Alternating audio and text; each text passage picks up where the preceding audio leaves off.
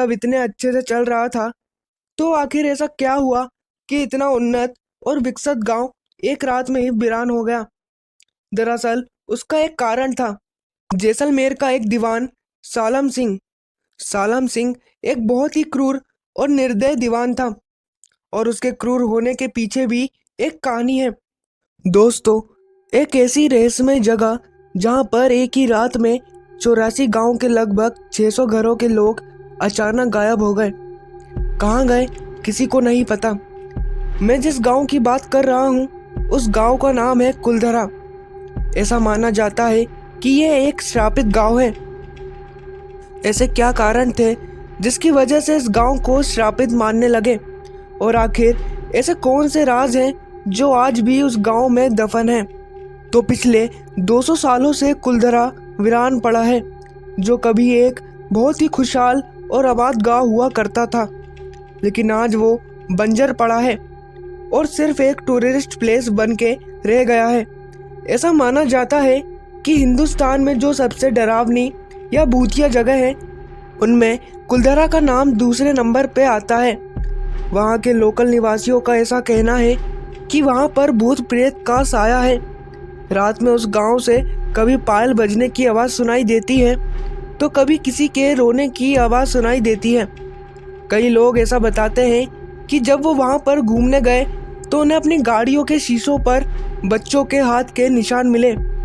राजस्थान सरकार ने उस गांव में चारों तरफ 2 किलोमीटर की दूरी पर एक बाउंड्री बना दी है और एक बड़ा सा गेट भी बना दिया है। उस गांव में आप बस दिन के वक्त ही घूमने जा सकते हैं। रात होने से पहले आपको वहां से बाहर निकलना होगा। शाम 4 बजे के बाद वहां पर कोई भी इंसान का रुकना वर्जित है। यहाँ तक कि रात के वक्त वहां पर कोई गार्ड भी नहीं रुकता। अगर इतिहासकारों की बात करें तो वो भी इस बात को सच मानते हैं कि जिस तरह से ये गांव एक ही रात में खाली हो गया। हालांकि भूत प्रेत वाली बातों को वो नकार देते हैं। राजस्थान के जैसलमेर शहर, जिसे कि गोल्डन सिटी भी कहा जाता है, वहाँ की हर चीज़ें, चाहे वो मकान हो या फिर दुकान, हर चीज़ें आपको गोल्डन कलर में ही मिलेगी। जैसे ही सूरज की पहली किरण उस शहर पर पड़ती है वैसे ही पूरा शहर सोने की तरह चमकने लगता है। इसलिए जैसलमेर को सोने का शहर भी कहा जाता है। जैसलमेर से महज 18 किलोमीटर की दूरी पे ये कुलधरा गांव बसा हुआ है। जैसलमेर से कुलधरा का सफ़र बड़ा ही सुनसान और वीरान है। अगर आप उस रोड से जाएंगे तो आपको उस रोड पर एकदम सन्नाटा मिलेगा। वहाँ पर जितने भी लोग गए हैं वो बताते हैं कि जैसे ही वो गेट से एंट्री लेते हैं उन्हें बहुत ही अजीब सा महसूस होता है और अचानक से तापमान में गिरावट आने लगेगी। अगर आप गर्मियों के दोपहर में भी वहाँ जाएंगे तो आपको गर्मी का एहसास नहीं होगा। वहाँ पर घूमने गए हुए लोग बताते हैं कि कई बार उन्हें ऐसा महसूस होता है कि किसी ने पीछे से उनके कंधे पर हाथ रखा हो, लेकिन वो जैसे ही पीछे देखते तो पीछे कोई नहीं रहता और किसी न किसी की चहलकदमी की आवाज़ वहाँ पर हमेशा आती रहती है। इतिहासकारों और वहाँ के स्थानीय निवासियों का भी कहना है कि लगभग सन 1219 में जैसलमेर से 18 किलोमीटर दूर कुछ किलोमीटर के एरिया में पालीवाल और ब्राह्मणों ने इस गांव को बसाया था और वहां पर 84 गांव के 600 घरों के लोग एक साथ मिलजुल कर रहते थे। पालीवाल जाति के लोग बहुत ही होनहार, पढ़े लिखे, रईस और बहुत ही मेहनती थे। इन लोगों का दिमाग बहुत ही तेज था और ये लोग अच्छे वैज्ञानिक भी माने जाते थे। पालीवाल लोगों ने उस समय में भी बहुत ही वैज्ञानिक तरीके से घर बना रखे थे और काफ़ी घर आज भी वहाँ पर मौजूद हैं। गर्मियों के वक्त भी उन घरों के अंदर ठंडी हवाएं आती थीं। पालीवालों ने एक ऐसी तकनीकी ईजाद की थी कि बारिश का पानी रेत में गुम नहीं होता था, बल्कि एक खास गहराई में जाकर जमा हो जाता था, जिसकी वजह से वो थार जैसे रेगिस्तान में भी फसल उगाने में कामयाब हुए। सब इतने अच्छे से चल रहा था, तो आखिर ऐसा क्या हुआ कि इतना उन्नत और विकसित गांव एक रात में ही वीरान हो गया। दरअसल उसका एक कारण था।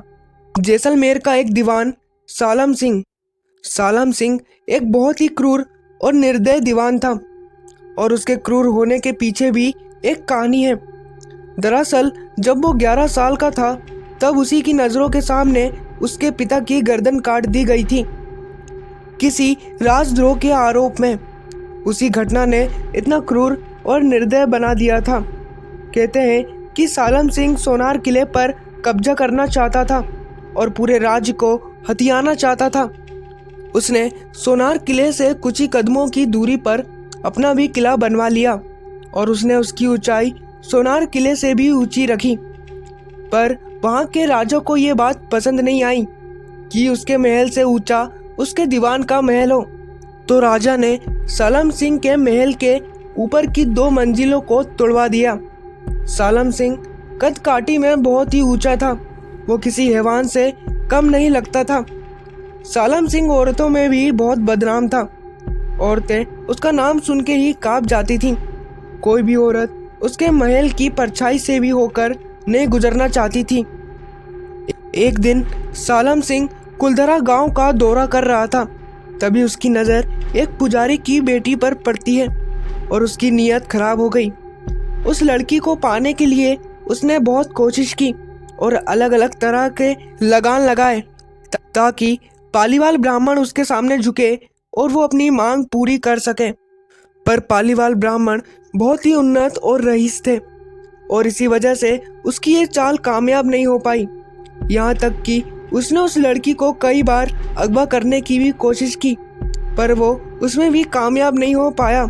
आखिरकार उसे कोई कामयाबी हासिल नहीं हुई और उस लड़की को पाने की चाहत उसके मन में इतनी बढ़ गई थी कि उसने उस गांव में सीधा संदेश भिजवा डाला कि अगली पूर्णमासी की रात तक उस लड़की को सालम सिंह की हवेली पर पहुंचा दो, वरना अगले दिन वो अपने सैनिकों के साथ उस गांव पर हमला कर देगा। ये सुनकर पालीवाल लोग बहुत परेशान हो गए। उन्हें समझ नहीं आ रहा था कि अब वो क्या करें, क्योंकि पूर्णमासी की रात आने में अब कुछ ही दिन बाकी थे। उसके बाद गांव में पंचायत बुलाने का फैसला हुआ और उसी दिन सारे 84 गांव के लोग एक मंदिर में इकट्ठा हुए। उसके बाद अलग अलग लोगों ने अपनी राय दी। कुछ लोगों ने कहा कि हमें मिलकर उनके साथ लड़ना चाहिए, लेकिन कुछ हजार लोग मिलकर इतनी बड़ी सेना का सामना नहीं कर सकते थे। कुछ लोगों ने कहा कि वो परिवार वहां से चले जाए। पर सालम सिंह के जुल्म के किस्से बहुत मशहूर थे और वो ये बात जानते थे कि अगर ये लोग चले गए तो वो बाकी बचे लोगों पर इतना जुल्म करेगा कि वो लोग उसे बर्दाश्त नहीं कर पाएंगे। अंत में 84 गांव के सभी लोगों ने यह फैसला किया कि वो सभी लोग उस गांव से चले जाएंगे। उनका कहना था कि चाहे कुछ भी हो जाए, हम हमारी इज्जत का सौदा नहीं करेंगे।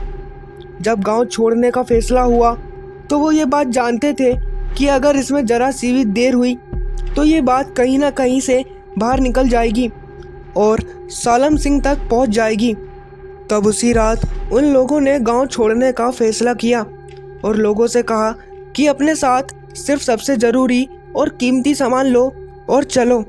उसके बाद लोगों ने अपना कीमती सामान उठाया और बाकी सामान जैसे पड़ा था उसे वैसे ही छोड़ दिया और वहाँ से चले गए। और जाते जाते उस गांव को एक श्राप दिया कि आज के बाद ये गांव कभी नहीं बस पाएगा और जो यहाँ बसने की कोशिश करेगा उसका कभी अच्छा नहीं होगा। उसके बाद वो रात बीत गई और कुछ दिन और बीत गए और पूर्णमासी की रात को वो लड़की उसकी हवेली पर नहीं पहुंची। तो अगले दिन जैसा कि उसने कहा था, अपनी सेना के साथ दीवान सालम सिंह गुस्से में कुलधरा गांव की तरफ बढ़ता है और जब वो कुलधरा गांव पहुंचता है तो उसे चारों तरफ सिर्फ सन्नाटा ही मिलता है। वो पूरे 84 गांव को छान मारता है, लेकिन उसे दूर दूर तक एक भी इंसान दिखाई नहीं देता।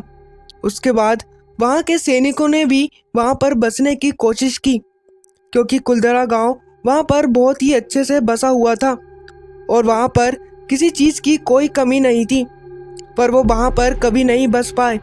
ऐसा कहा जाता है कि जो भी वहाँ पर एक रात रुक जाता है वो कभी जिंदा नहीं बच पाता और कई लोग उस गांव में बसने गए पर वो कभी वापस नहीं आए। उस रात वो गांव खाली करने के बाद वो सब लोग कहाँ गए ये किसी को नहीं पता।